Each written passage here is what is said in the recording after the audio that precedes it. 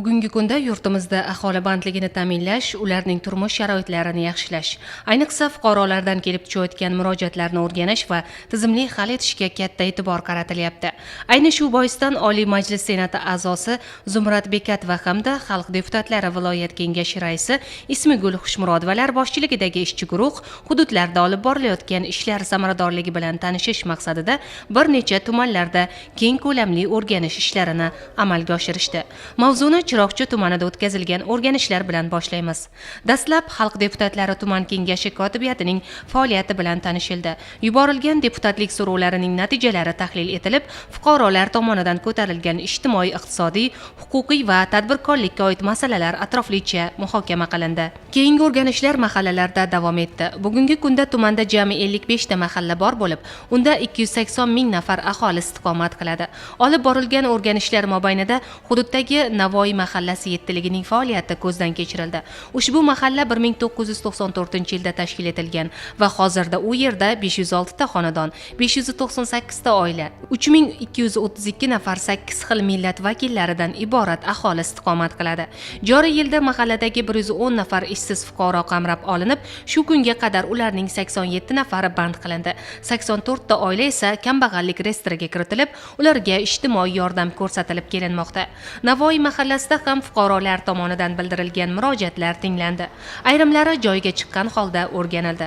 Mahalla fuqarosi Dilafruz Suyunovaning bir necha yillardan buyon o'zi yashab turgan xonadonining kadastr hujjatlarini tayyorlash bilan bog'liq muammosi hamda ijtimoiy himoya reyestridagi fuqarolarga ajratiladigan susuda mablag'ini olish bo'yicha qilgan murojaati eshitilib, mazkur holat yuzasidan amaliy yechim topish choralari ko'riladigan bo'ldi.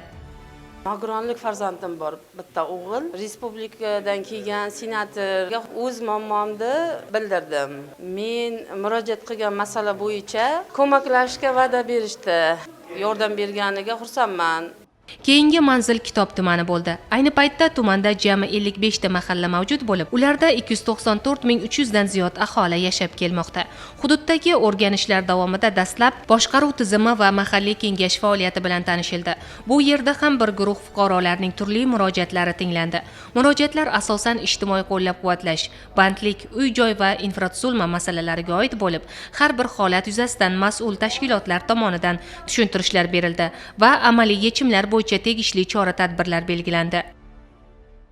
Kitob tuman aholisi tomonidan 2026-yilning 1-iyuniga qadar 1835 ta murojaatlar tushgan bo'lib, ushbu murojaatlarning asosiy qismi bolalar nafaqasi, aliment undirish, muhtojlarga yordam asosiy qismini tashkil qiladi.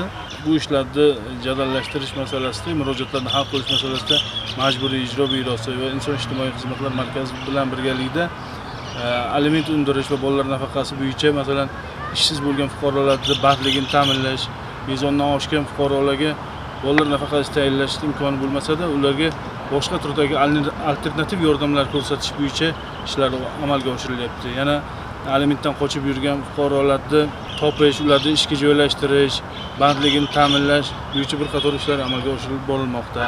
Bugun ham ushbu masalada 7 ta murojaat tushdi. Bu murojaatlarni yozib qayd qilib oldik va tegishli tashkilotlarga berib nazoratga olish rejalashtirilgan. Murojaatlarning hozir 670 tasi, ya'ni 46% ijobiy qanoatlantirilgan va ijobiy qanoatlantirilmagan murojaatlarni ham yana qayta ko'rib, hozirgi kunda ijobiy hal qilish choralari bo'yicha tegishli tashkilotlarga bo'lib berildi. Mana shu murojaatlarni, fuqaro murojaatlarini qayta o'rganish va amaliy yordam berish bo'yicha tuman hokimligi va tegishli tashkilotlar tomonidan topshiriq berilgan, shuni amalga oshirib borilmoqda. Shuningdek, tumanning Denov mahallasidagi obod ko'cha va obod xonadon loyihalari holati hamda aholi xonadonlarining ijtimoiy sharoiti ko'zdan kechirildi. Denov mahallasidagi mavjud 830 ta xonadonlarda 4,5 ming nafar aholi istiqomat qiladi. Mahallada joriy yil 71 nafar fuqaroni ishga joylashtirish rejalashtirilgan bo'lib, tadbirkorlikni rivojlantirishga 3,2 milliard so'm imtiyozli kredit mablag'lari yo'naltirilmoqda. Bundan keyingi manzil Alaquyluq mahallasi bo'ldi. Mahallada ayni paytda 2900 nafarga yaqin aholi bor bo'lib, ularning 93 nafari ishsiz deya qayd qilingan. Hozirda ular bilan manzilli ishlar olib borilmoqda. Shuningdek, fuqaro Qulmat Xolmatovning o'zi yashab turgan ko'p yillik xonadonining kadastri bilan bog'liq murojaati joyiga chiqqan holda xonadonning o'zida o'rganildi.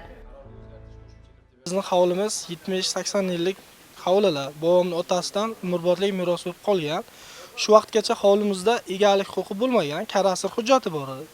Yaqinda kadastr xodimlari Kitob tumani bo'limidan kelib xatlov o'tkazilgan 2025-yil fevral oyida. Xatlovga ko'ra yerimiz haqiqatan hujjatsiz deb topilgan 375 sotik. O'sha hujjatsiz topilgan yerimizda hozirgi kunda muhtaram prezidentimizning o'z boshimchalik bilan egallab olingan yerlarga egalik huquqini berish farmonlariga ko'ra yerimiz e'tirof etilish loyihasiga kiritilgan ekan. E'tirof loyihasiga ko'ra bizda hozirgi kunda hokimiyat qarorida ozroq xatolik kelib chiqqan 12 sotik egalik 1875 ijaraga berilgan. Men keyin prezidentimizning veb-saytlariga murojaat qildim. Yerimiz haqiqatda eski bobom nomidaligi, yerimizda imoratlar eski qurilganligi va yangi o'sha qonundagi moddalarga ko'ra 24 sotikgacha egalik huquqi berilishini inobatga olishlarini viloyat komissiya xodimlaridan iltimosnoma qilib murojaat yo'llaganman. Hozirgi kunda mana murojaatimga ko'ra hammasi tekshiruvga kelingan. Murojaatimiz nasib bo'lsa ijobiy hal etiladi deyshibdi. Oxiriga ijobiy hal etilsa xursand bo'lamiz. Xuddi shunday o'rganishlar G'uzor tumanida ham davom etdi.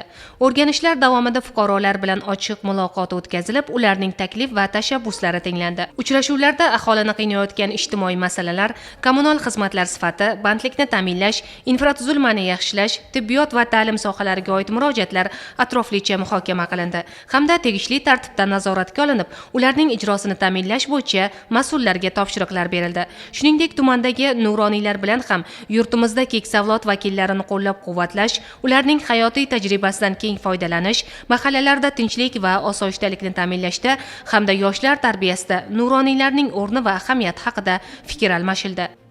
Uchrashuv juda ochiq muloqotda bo'ldi. O'zimizning fikrlarimizni bildirdik. Murojaatchilarimiz o'zining muammolarini bildirishdi, murojaatlarni kishilar yozib olishib, bartaraf etishda o'zlarining hissalarini qo'shishni aytishdi. Avvalo tinchligimizni barqarorligi uchun mana shu muhtaram prezidentimizga mingdan ming rahmat.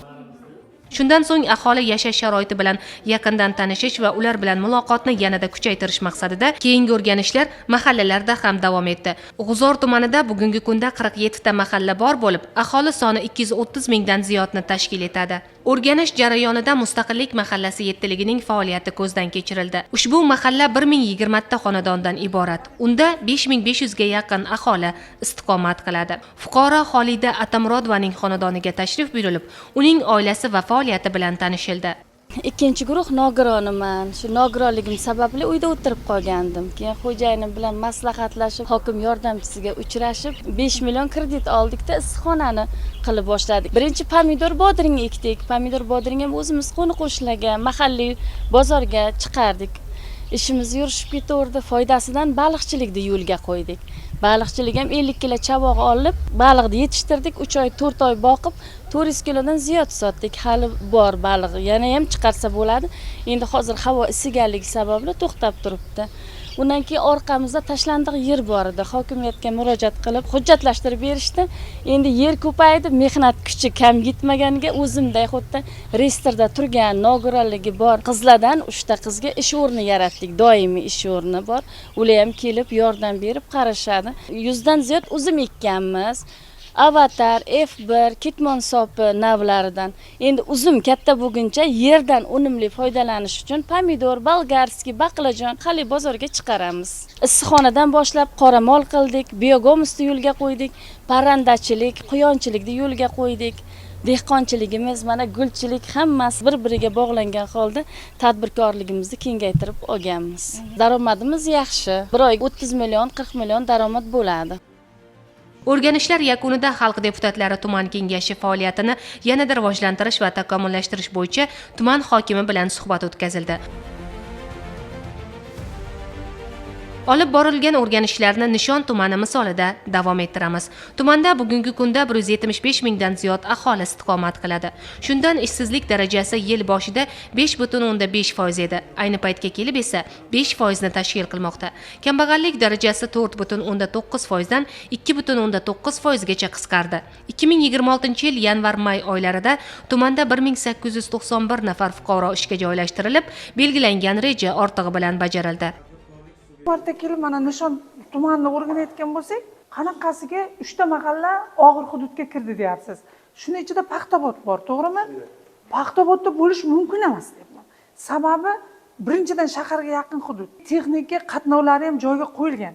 Avtobus qatnovlari ham bor. Men aytmoqchimanki, siz yana bir marta mening taklifim, o'zingizdan xodimlarni olasizda ishchi guruh qilib, bir marta Paxtaobodda o'rganasiz.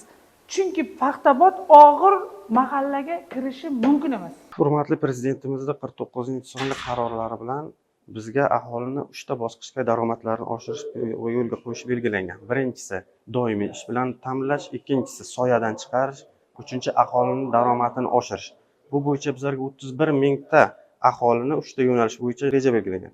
Aholini doimiy ishga joylashtirish bo'yicha yuqorida aytib o'tdik, bizga 4600 ta reja belgilangan. Hozircha yanvar-may oyi uchun bizlar belgilangan rejani 110% ga bajarib, u doimiy ishga joylashtirdik. Hurmatli prezidentimiz tomonidan tumanimizga qariyb 80 milliard pul ajratganlar. 80 milliardni 13 ta mahallamizga suv chiqarish, mikroloyiha ikkita sanoat zonasini tashkil etish. Yani Nuriston shaharchamiz bor. Qariyb 30 ming aholini qamrab olgan. Markaz shaharda sanoat zonasini tashkil qilish. Bu bo'yicha yana qo'shimcha bizga 2000 dan ziyod doimiy ishni o'zi 2000 dan ziyod doimiy ishni tashkil etamiz. 800 dan ziyod tadbirkorlik subyektini tashkil etamiz. O'rganishlar davomida tumandagi yangi loyihalar, yaqinda ish boshlagan korxona va sanoat zonalari, bog'dorchilik sohasidagi yangiliklar bilan tanishib chiqildi. Xususan 2026-yilda ish boshlagan ip kalava ishlab chiqarishga ixtisoslashgan korxonaning faoliyati ko'zdan kechirildi. Ushbu sanoat zonaning loyiha qiymati 27,2 million dollar bo'lib, ishlab chiqarilgan mahsulotlar chet elga eksport qilinmoqda. Korxonamiz to'liq quvvatda ishlayapti. Asosan bu korxonamiz ip kalavaga moslashtirilgan. Hozirda 400 ish o'rnini band qilganmiz. Kelajakda yana joyimiz bor. U yoqdan ham xuddi shunaqa 20 fabrikalar qurib ishga tushirishni niyat qilib qo'yganmiz. Bosqichma-bosqich buni ham amalga oshiramiz. Uskunalarimiz hammasi zamonaviy, Germaniyadan keltirilgan. 7800 tonna yiliga ishlab chiqarish quvvatiga ega. Ishchilarga shart-sharoitlar hammasi yetarlicha ta'minlangan.